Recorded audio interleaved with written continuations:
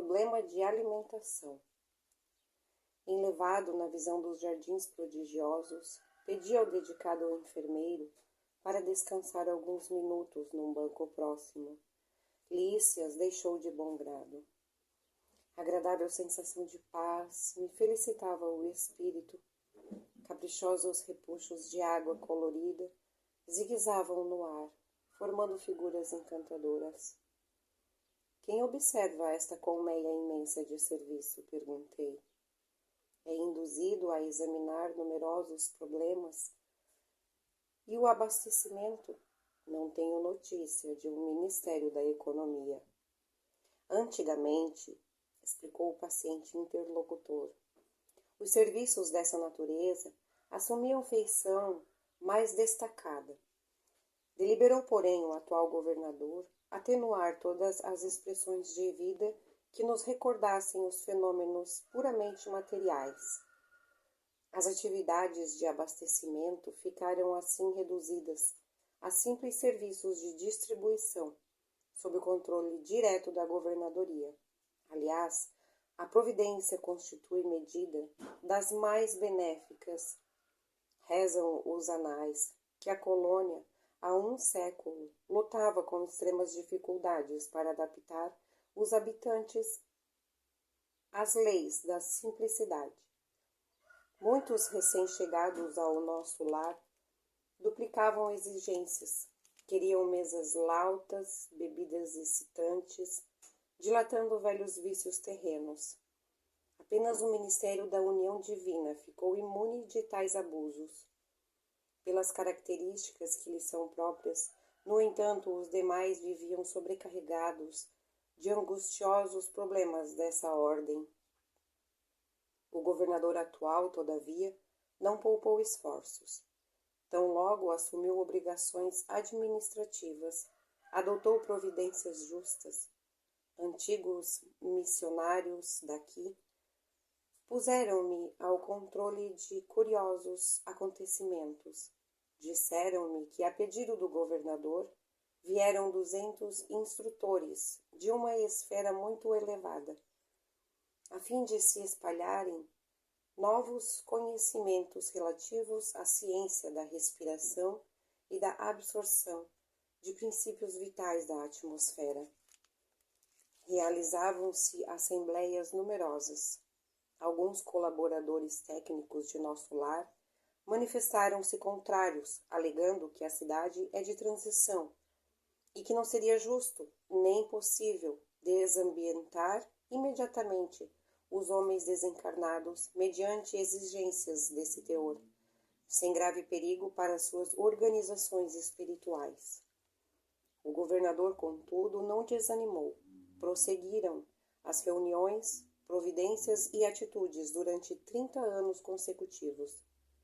Algumas entidades eminentes chegaram a formular protestos de caráter público reclamando, por mais de 10 vezes, o mistério do auxílio esteve superlotado de enfermos, onde se confessavam vítimas do novo sistema de alimentação deficiente. Nesses períodos, os opositores da redução multiplicavam acusações. O governador, porém, jamais castigou alguém. Convocava os adversários da medida a palácio a expunhar-lhes paternalmente os objetos e finalidades do regime. Destacava a superioridade dos métodos da espiritualização. Facilitava aos mais rebeldes inimigos do novo processo variadas excursões de estudo em planos mais elevados que o nosso, ganhando assim maior número de adeptos. Durante uma pausa longa, reclamei interessado. Continue, por favor, meu caro Lícias. Como terminou a luta edificante? Depois de 21 anos de perseverantes demonstrações por parte da governadoria, aderiu ao Ministério da Elevação, passando a abastecer-se apenas do indispensável. O mesmo não aconteceu com o Ministério do Esclarecimento, que demorou muito a assumir compromisso em vista dos numerosos espíritos dedicados às ciências matemáticas que ali trabalharam. Eram eles os mais teimosos adversários. Mecanizados nos processos de proteínas e carboidratos, imprescindíveis aos veículos físicos, não cediam terreno nas concepções correspondentes daqui. Semelhantes enviavam ao governador longas observações e advertências, repletas de análise e numerações, atingindo por vezes a imprudência. O velho governante, contudo, nunca agiu por si só. Requisitou a assistência de nobres membros que nos orientam através do Ministério da União Divina, e jamais deixou o menor boletim de esclarecimento sem exame minucioso.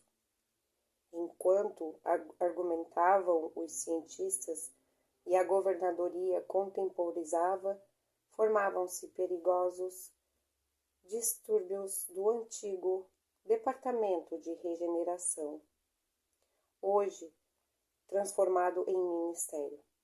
Encorajados pela rebeldia dos cooperadores do estabelecimento, os espíritos menos elevados que ali se recolhiam entregaram-se a condenáveis manifestações. Tudo isso provocou enormes cisões nos órgãos coletivos de nosso lar, dando ensejo a perigoso assalto das multidões obscuras do umbral, que tentaram invadir a cidade aproveitando brechas nos serviços de regeneração, onde grande número de colaboradores entretinha certo intercâmbio clandestino, em virtude dos vícios de alimentação. Dado o alarme, o governador não se perturbou. Terríveis ameaças pairavam sobre todos. Ele, porém, solicitou audiência ao Ministério da União Divina e, depois de ouvir o nosso mais alto conselho, mandou fechar provisoriamente o Ministério da Comunicação. Determinou funcionassem todos os calabouços da regeneração, para isolamento dos recalcitrantes. Advertiu o Ministério do Esclarecimento, cujas impertinências suportou mais de 30 anos consecutivos. Proibiu temporariamente os auxílios às regiões inferiores e, pela primeira vez na sua administração, mandou ligar as baterias elétricas das muralhas da cidade para a emissão de dardos magnéticos a serviço da defesa comum. Não houve combate nem ofensiva da colônia, mas consistência resoluta. Por mais de 6 meses, os serviços de alimentação em nosso lar foram reduzidos à inalação de princípios vitais da atmosfera, através da respiração, e a água misturada a elementos solares, elétricos e magnéticos. A colônia ficou então sabendo o que vem a ser a indignação do espírito manso e justo. Findo o período mais agudo, a governadoria estava vitoriosa. O próprio Ministério do Esclarecimento reconheceu o erro e cooperou nos trabalhos de reajustamento. Houve nesse com menos regozijo público, e dizem que, em meio da alegria geral, o governador chorou sensibilizado, declarando que a compreensão geral constituía o verdadeiro prêmio ao seu coração. A cidade voltou ao movimento normal. O antigo Departamento da Regeneração foi convertido em ministério. Desde então só existe maior suprimento de substâncias alimentícias que lembram a terra nos ministérios da regeneração e do auxílio, onde há sempre grande número de necessitados.